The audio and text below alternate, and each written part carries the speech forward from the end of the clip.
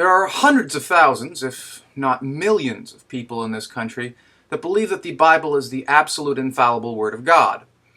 They hold we must follow its precepts to the letter.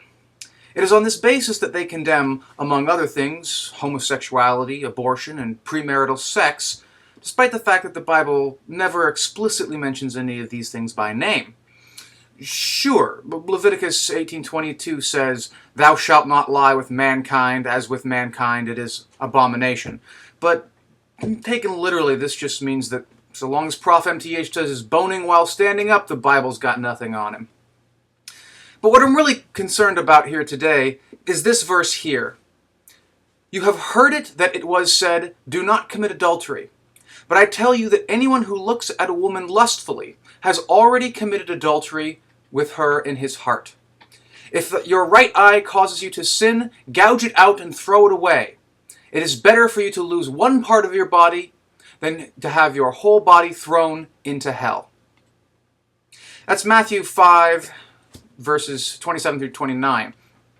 The imperative here seems quite clear. It's not enough to refrain from nailing the nanny. Even thinking about it is wrong.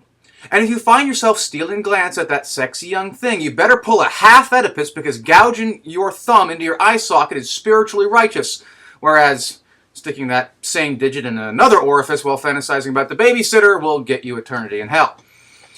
Yet, despite the clarity of this command, it occurs to me that I don't think I've ever once in my life seen a Christian with just one eye. Not one person. Not in a face-to-face interaction, not on TV, not on YouTube. For that matter, I've never even heard of a cycloptic Christian. One would think that with all the literalists and inerrantists out there, that emergency room would be jam-packed with fundies wrist deep in their own faces. How can this not be a national epidemic? Is it possible that these people have never seen something which has given them a sexual thought? Surely these people have seen at least one commercial at some point in their lives, or one of those segments on Fox News where they show scantily clad women so they can condemn modern culture for their depictions of scantily clad women.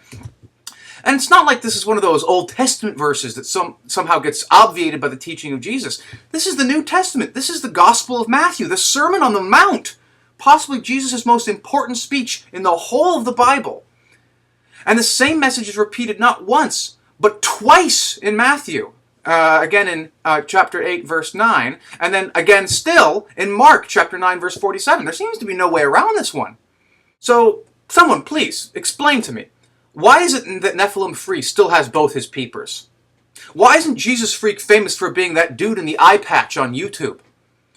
How is it that PCS retired his Venom Fang X channel with his depth perception intact? Why is Gear Up not otherwise known as Scott Summers?